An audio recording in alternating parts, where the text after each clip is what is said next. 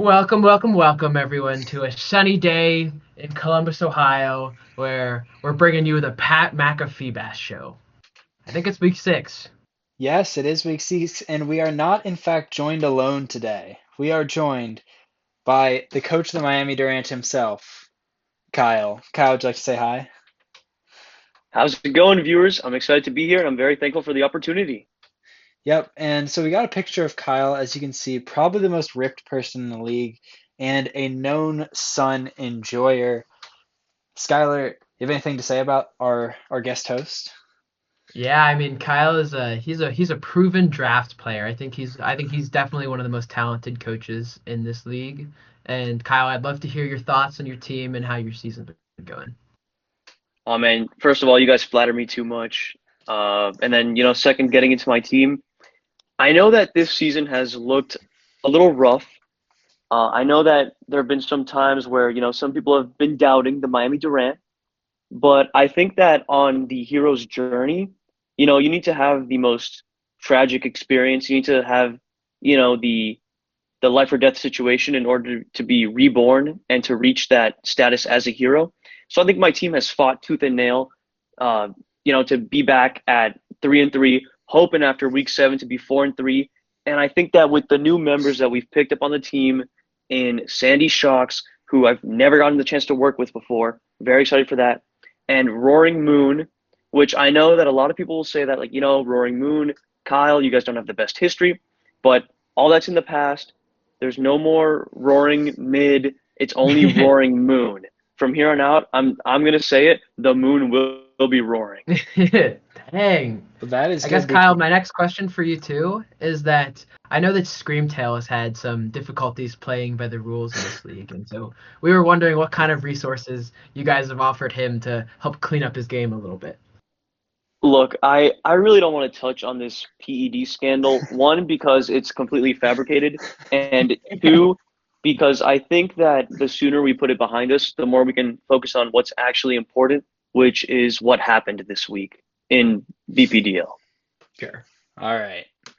So with that, we will get into our Week 6 recap. So to start, big game between Las Vegas Gladiators and Cincinnati Cinderaces. This was looking like it would be almost for the division, and unsurprisingly, Las Vegas wins and takes down the Cincinnati Cinderaces. Skylar, what was your take on this game?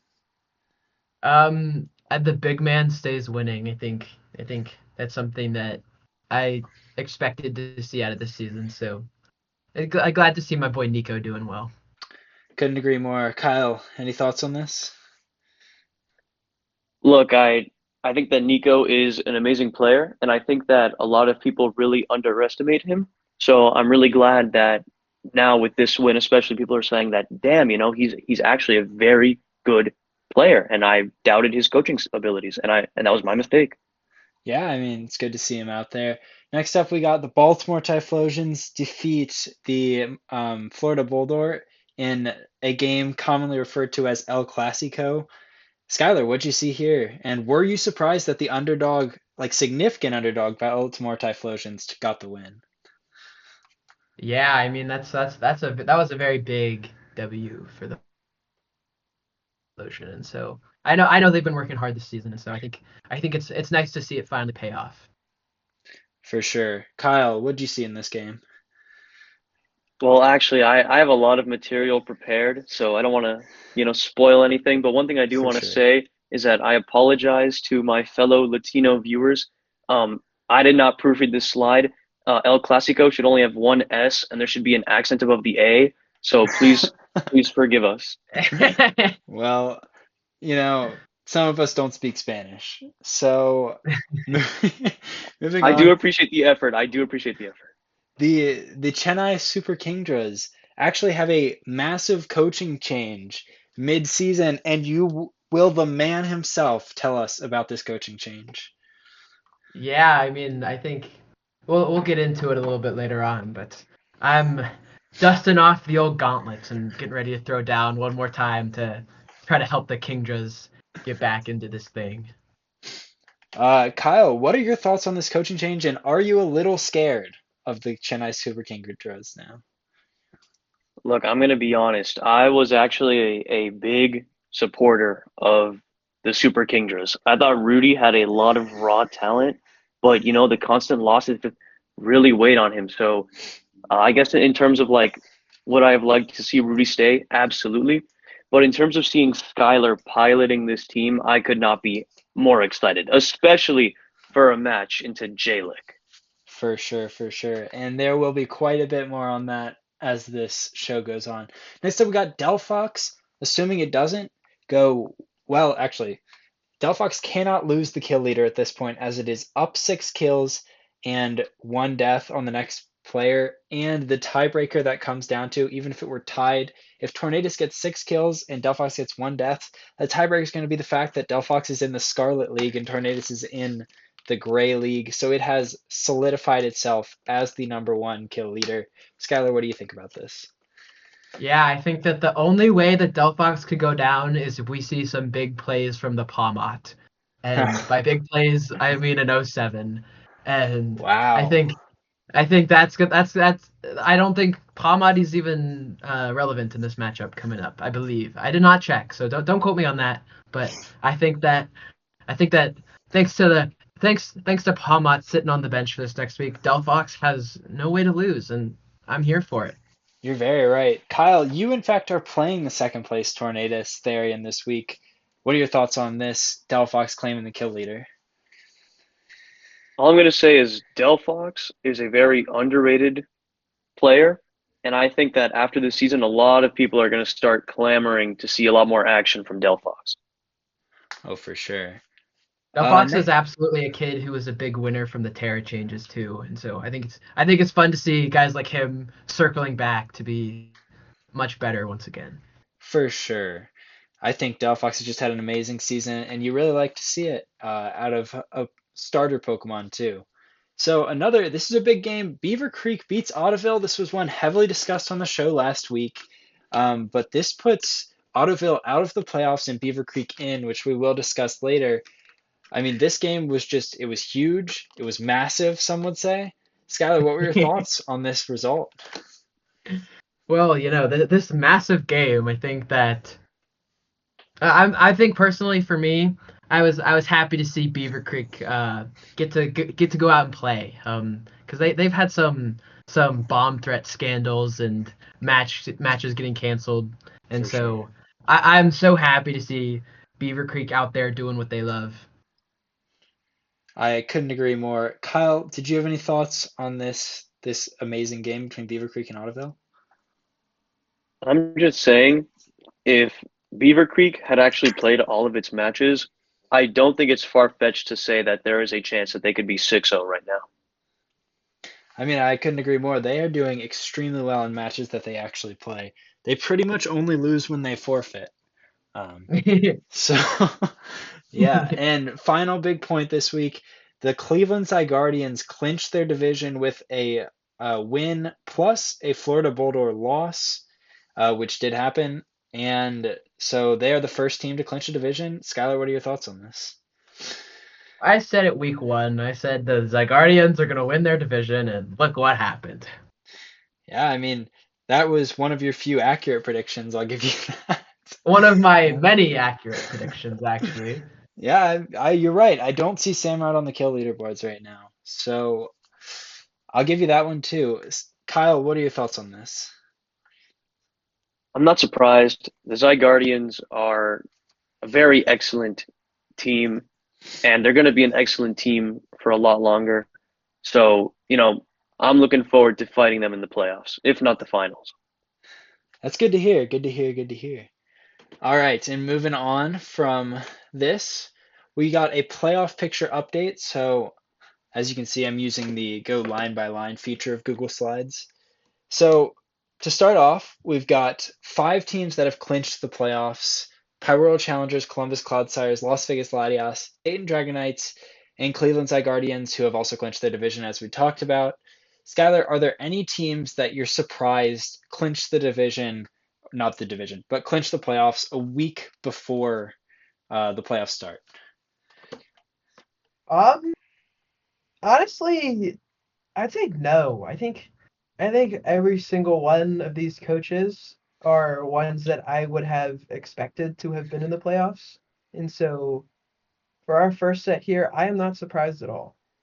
I see, I see. So, Kyle, we'll let you comment on the second set. The Florida Bulldogs, Naples Knackley, and Cincinnati Cinderaces, unless all of the 3-3 teams, or not three, they're not, yeah, all of the 3-3 teams win, and one of these teams loses badly, these three teams will all be in the playoffs. Florida Bulldogs, Naples Knackley, and Cincinnati Cinderaces. Is there anyone in that row that you didn't think you'd see here at the start of the season? Honestly, no. Like I even could have seen all three of these guys in the first row. Even I think all these coaches know what they're doing, and I think that their teams have been playing in very good, shape this season. For sure, for sure. I will say Cincinnati Cinderaces was on the bottom of my tiers in the preseason. Not a very good take, clearly. It is not aging very well, but I'm excited to see their success. So next up, we'll go back to Skylar to comment on the Washington Genesects, Cerulean Sylveons, Miami Durant, Beaver Creek Braviaries, Audubon Oshawotts. They are all at 3 wins, so likely a win and in for all of these teams. Skylar, this is a two-pronged question that I'll actually offer to both of you, starting with Skylar. Are you surprised by any of these teams, and do you think they can win an in? I think that I would have expected to see all of these teams also in the green, but I think that really speaks more to just the number of talented coaches that we have in this league. And so because all of our good players are winning, our other good players are losing.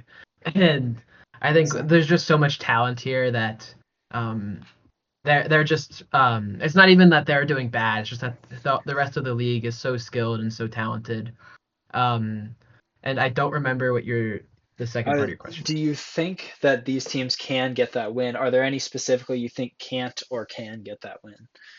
Well, we'll talk on this later, but the Washington Genesects are going to receive a forfeit win for their just because of the way the coaching change shook out, and so they definitely will get it. Whether it's deserved or not, I will leave up to the people at home.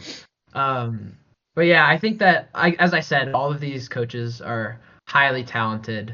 Um, and so I would not be surprised at all if one or any of them make it up to the playoffs. For sure. Kyle, I want to ask you, especially because your team, the Miami Durant, is in this tier. Do you think you can get that win and in? I absolutely think that we can. In Pika season 3, we suffered a pretty devastating loss to the Columbus Clodsires in the first round of the playoffs due to an unfortunate Draco Meteor miss. I think Walking Wake has really, been thinking about that moment. Like every day when he wakes up, he says, "How can I prevent that from happening again?" And I think that, he and the rest of the team are chomping at the bits to get that rematch against Gavin. For When sure. he walking wakes up in the morning. Oh my God, it was right there. So, I mean, that should be an exciting game, especially because Gavin will potentially be playing for the division, pending what happens with Akshay's game. So, on to the next row. We got the Columbus Carvana and Toledo Tuxtricities with 2 wins. They must win in order to even have a shot at the playoffs. Kyle, what do you think about these teams? Do you think they've got what it takes to get this win and have things fall the way they need to make the playoffs? Look, I absolutely think that both of these teams have the potential, especially the Columbus Carvana, which my team did in fact lose to earlier in the season. I think that just goes to show that I think it was something we said earlier, the amount of talent this season is just so incredible that we are seeing a lot of good teams not even being in like, the green text. It just goes to show that, when there's a lot of good players, you're going to have good players losing. But do I believe in these two players? I absolutely do. That is good to hear. I do too, for what it's worth, especially because Columbus Clodsires, or not Columbus Clodsires, Columbus Carvana has that Samurott, which has been such a topic on this show. Next up, we've got, unfortunately, the bottom tier of Sinnoh Subdolls, Cinders Ace, Baltimore Typhlosions, Scarlet and Green, Chennai Super King Heroes, who are all eliminated from playoff contention. Skylar, is there anyone here who you're surprised to see, frankly? Yeah, I mean, I think the Kingdras have had two very talented coaches, and so I'm surprised to see them there.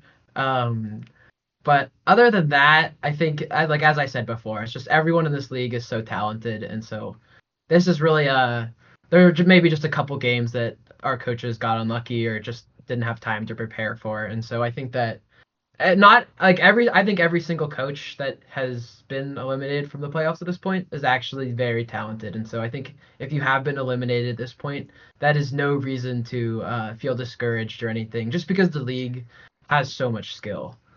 I couldn't agree more. I would like to echo all that sentiment, but also say that I think all these teams but Baltimore Typhlosions were in my bottom two tiers, so my preseason prediction was spot on, I must say. Dang, that's Uh, impressive. yep, I- I'd like uh, I'd like to say something about the Baltimore Typhlosions. yep. I know how it looks bad, right? Baltimore Typhlosions out of 6 weeks only having one win, but I don't think it is, out of the realm of possibilities to claim that Baltimore had by far the hardest schedule this season. So I think Baltimore Typhlosion fans should be extremely proud of how they've played, especially since, weeks 4 and 5 could have gone to Baltimore. I don't think it's a stretch to say that.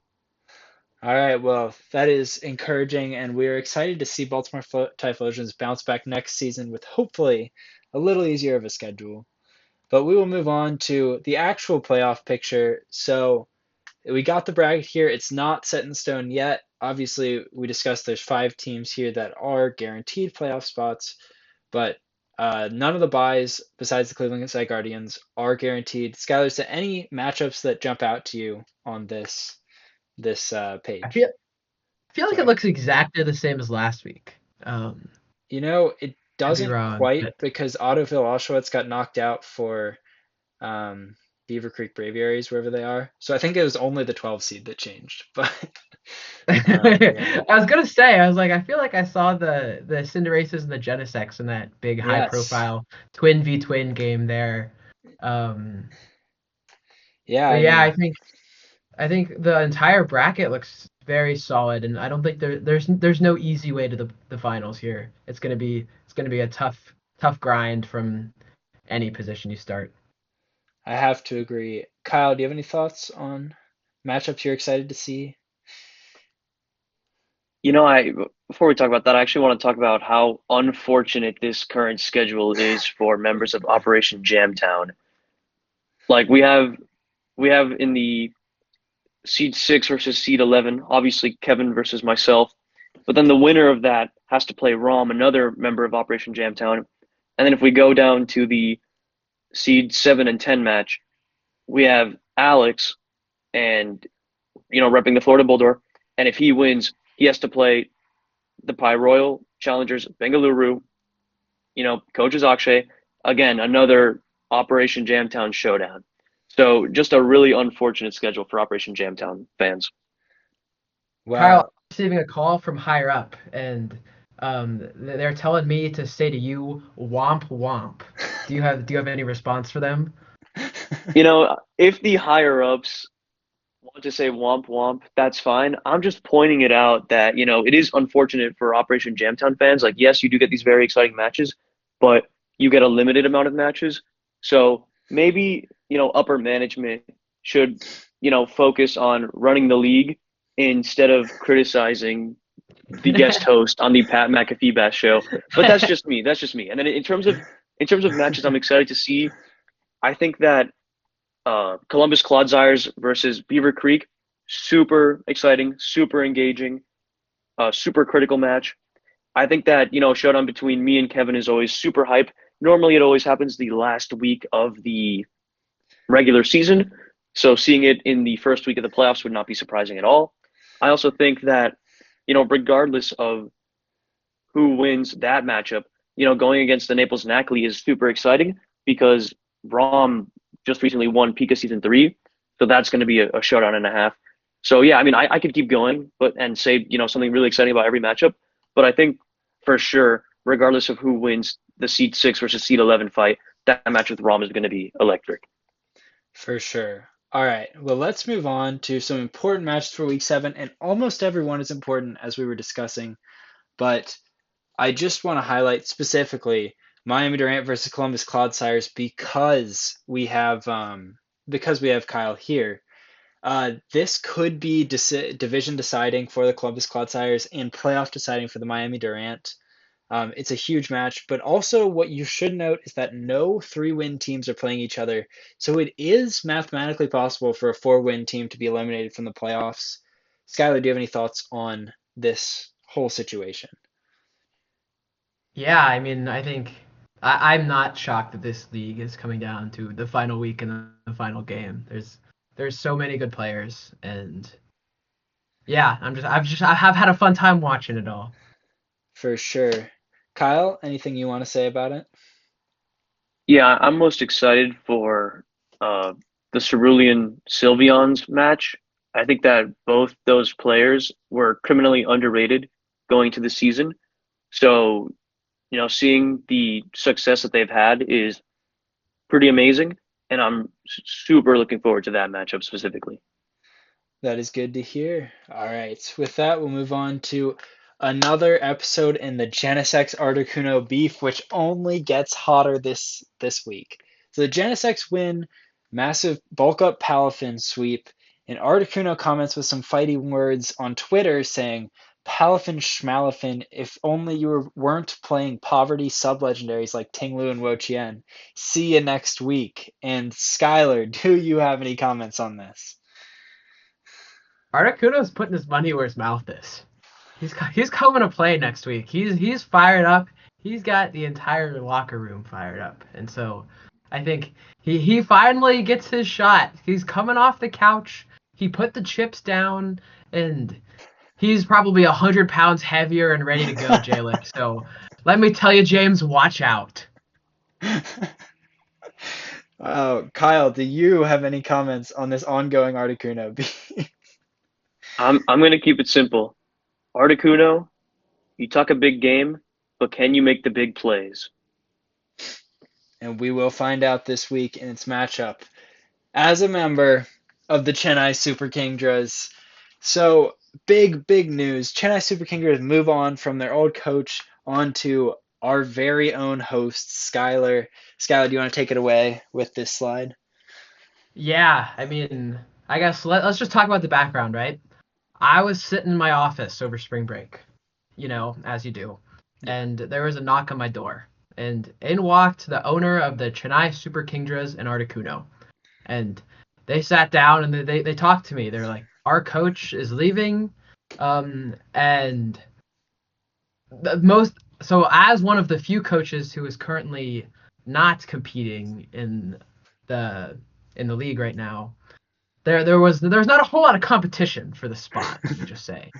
And they put a very, very hefty check down on my desk.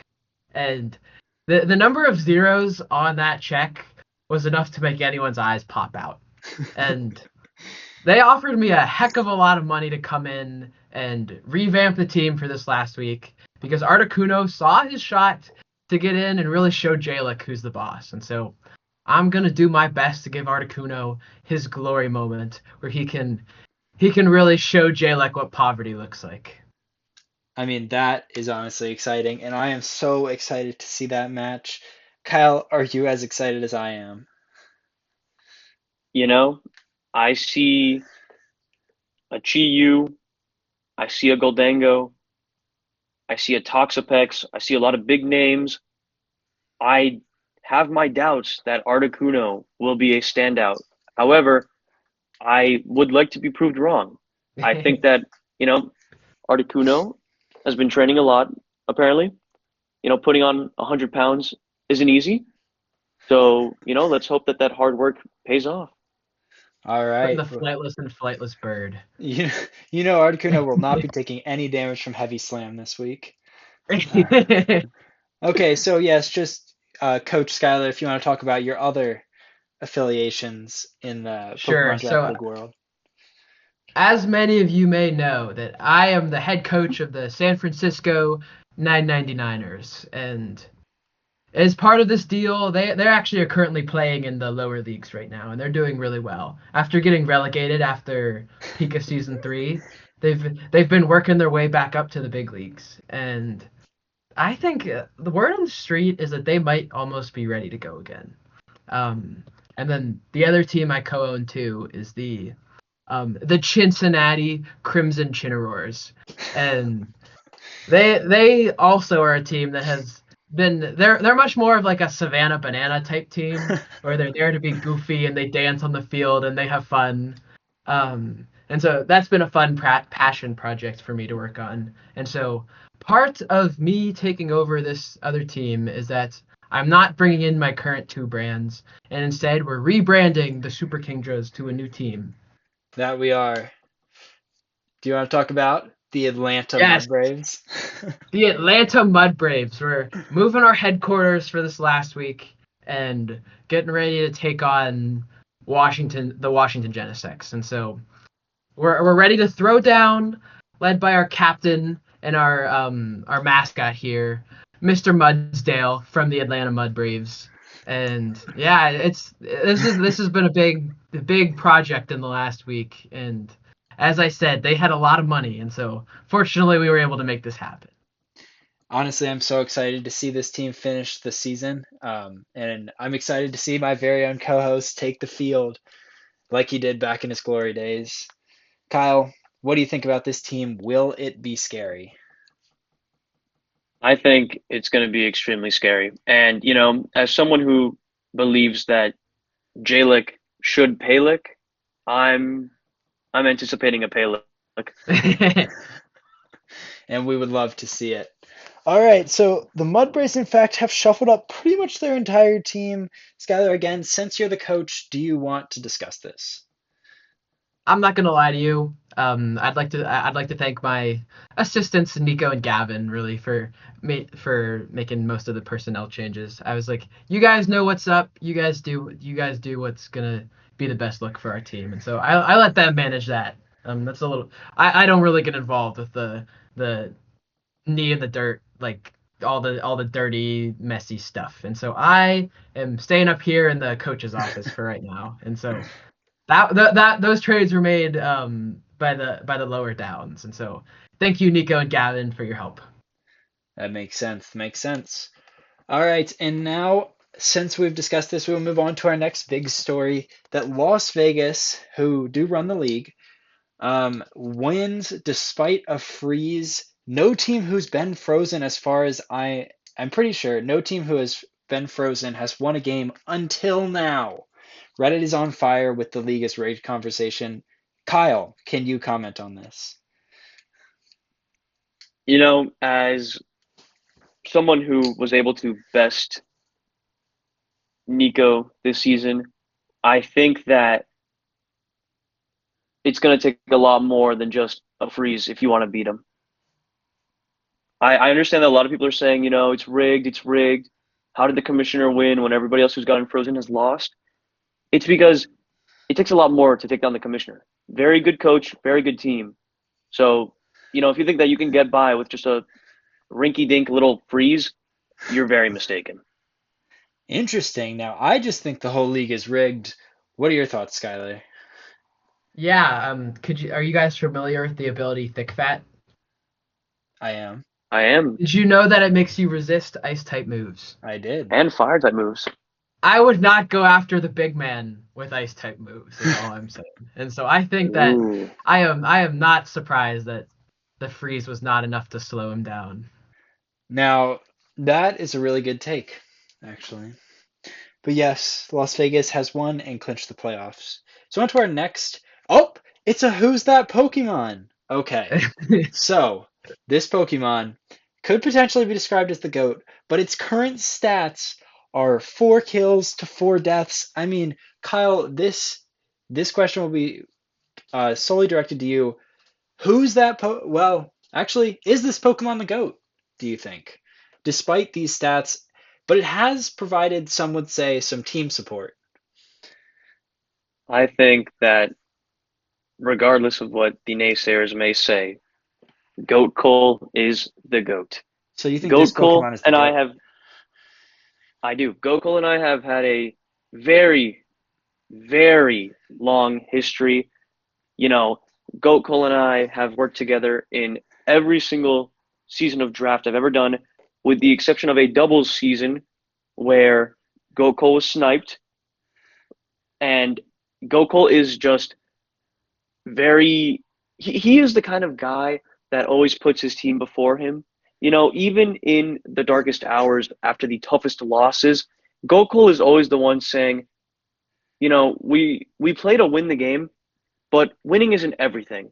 Sometimes it's about going out there, putting on a good show, and letting the world know that doubting us is a mistake. So Because even in our No, you yeah, I really think hate. that Goat Cole stands out in a crowd? Like you think that I Goat Cole is you'd be able to You'd be identify able to him identify as the Goat Cole. leader. I mean the room figuratively and literally lights up when he walks in. Well, it So I is. It think is. that It is funny you say that, as these stats are not that of Goat Cole. They are that of Girder. And now Girder has provided an immense amount of team support with Defog this season and has this 4-4 and clearly your endorsement as the GOAT. So honestly, it's been good to hear all these nice things you've said about this Pokemon, Girder. Especially as you are getting ready to play a girder next week for your win and in game. So good luck against the goats. I mean, nothing against Girder, but if you'll notice in my speech, I really didn't address that KD ratio. So I think that, you guys kind of set up this little trap, probably the commissioner's doing, but I would venture to say that it failed. I didn't fall Well, for it. I didn't talk about the stats once. I I, don't know. I Let's check the replay yeah, real we can quick. check the replay as it is filmed, but you did say you thought this Pokemon was Goat Cole, or the goat, you actually said, because I directly asked. I But think if the anyway, Pokemon was the goat, Kyle, I think we'd be able to tell him apart from right? any old girder that just happens to walk into the room. that You know what? Let's that's what not I get think into the too. weeds here. We're trying to have a good time here.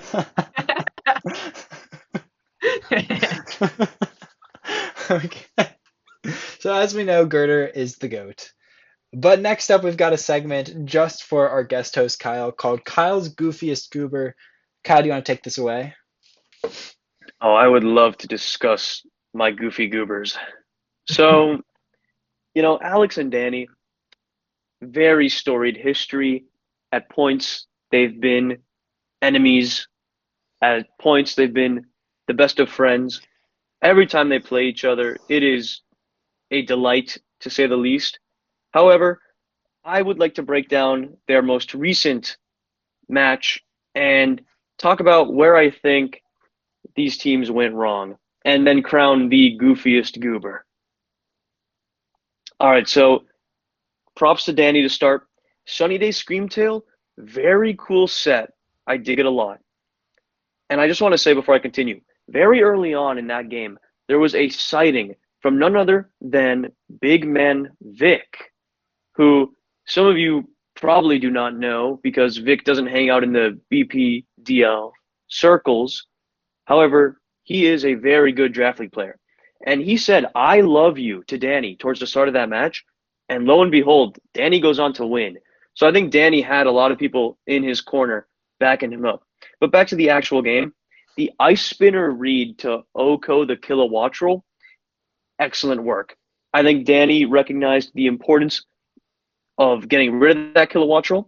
And I think that, he's normally afraid to make those big reads, but I think that that was an excellent read. But going back to supporting Alex, his growth chlorophyll whimsicott with psychic, one of the best sets I think I've seen all season. Okoing that Venusaur was hugely important. However, I do think that the set could have been better.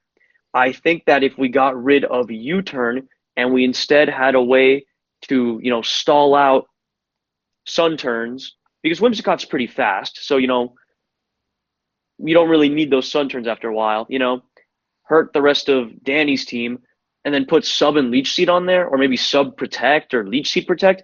I think that Whimsicott could have gone on to do much more damage than it did. But back to in support of Danny, I don't know why Alex let the Quillfish die. That was a seems like a little bit of a misplay, and also like sacking the Mew. I know that it was definitely to get Toxic Chip in on Tusk, but I feel like Iron Moth definitely could have taken out that great Tusk from the range before the Toxic Chip after the Mew sack. And then to talk about the end game to solidify who I think is the goofiest goober, Walking Wake, he proved himself in this matchup, landing two hurricanes, getting a confusion, having the Whimsicott hit itself in confusion. That got Danny this huge win over the Florida Bulldor. So I think at the end of the day, I'm going to have to give the goofiest goober to the Florida Bulldor. But I do think that both teams did have some heat sets. It was just really unfortunate the way that the sets were not taken to their full potential. I mean, I think that is a better analysis of a game than Skylar or I have given all season. I don't know what you think, Skylar. Yeah, I mean, I think maybe if you I don't know if you guys have ever heard the Goofy Goober song, but they say Goofy Goober rock, and so I think giving the the Florida Bulldog the goofiest goober title is maybe the perfect for the song. I think you're right. Very thematically appropriate. All right. So moving on to a game that was played by our very own guest host Kyle in the Miami Durant, but the Miami Durant and Goat Cole have a massive 1-0 victory. You know what else is massive? Low taper fade.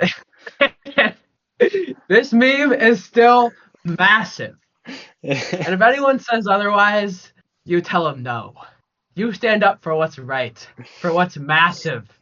Put an end to all the low taper fade naysayers, because the low taper fade meme still is, in the year of 2025, is still massive.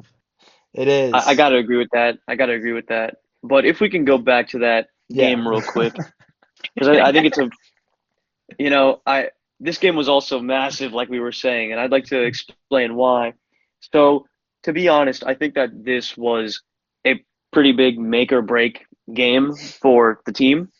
I think that, in the locker room, Mandibuzz was sweating, Venusaur was praying, Wake did not get any sleep the night before, so, he was pacing around his room, literally walking Wake. Tusk always has a pretty cool head. Screamtail was a little shaken still by the allegations, Still but coming off the withdrawal. do you know who was there to anchor them all back into the right mindset? It I was don't know. Gokul.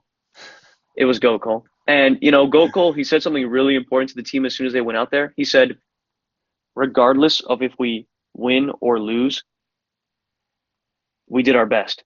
And I think that that really motivated the team to play well. I think that, Venusaur's decision to bring the clear amulet, super, super massive in terms of, killing that very pesky Pecharunt. I think Mandibuzz is playing a risky game with the freezes, but she clutched up and managed to not get frozen. Tusk was able to take out the Terapagos. And, the team just was playing in peak form. But then it kind of gets down to this last 2v2. We have Wake and we have Goat Cole, and we have Appleton and Rabombi. I think that, me, myself, and Wake 2, reflecting on it after it was over, we were really getting into our own heads. We were trying to outpredict. We were trying to outplay. We were trying to, you know, go all in with the crazy, crazy predictions. But I saw the glint in Wake's eye, and I'm like, you know what? I think it's time. Draco meteoring that Appleton when we did, I think solidified the game for us. And when it was just Goat Cole and Rabombi left, I just felt a huge wave of relief, a massive wave of relief even, and I could see Goat Cole tearing up a little bit because like the teardrops start to form, but then it's so hot that they instantly evaporate. Uh, but I knew that he was just so happy that he could be the last one standing for his team and clutch up the victory. Very hard fought game, very well played by my opponent. Just an excellent game, one for the history books in my opinion. I agree. I mean, it was a massive game this season. It really was. You know what else is massive? Low taper fade. All right. And with that, we have to discuss that 33% of my viewers are still not subscribed. So, Skylar, what should they do? Well, I'm not going to claim to be a genius here, but I think there's one way to fix it. And that one single way is to click that little subscribe button and see what happens, because I think you might just be surprised. I couldn't agree more. And while you're down there, you might as well click that like button and leave us a comment letting us know if you knew that those stats were that of Girder and not of the supposed goat call. Okay. Have any final thoughts, Kyle or Skylar? I just want to I say mean, thank you so much for having me. It was a pleasure. Really enjoyed my time on the episode, and I hope that you like, subscribe, turn on the notification bell, drop a comment, send this video to your friends. We got to get those subscriber numbers up, man. Heck yeah. yes, for sure. I think Kyle, again, thank you for coming. I've had a blast having you on as a guest, and very insightful gameplay knowledge. You're a master of the Pokemon craft. And I mean, it takes a lot, honestly, to be able to confess that you're wrong about Torkoal being the goat. And the Yeah. fact that you were willing to consider Girder, I think it really says a lot about your character, and I think I'm really proud of you, Kyle, because that's a big concession. And so, thank you for joining us. Thank you for Pat McAfee bassing, and I think we'll see you guys next week for week 7.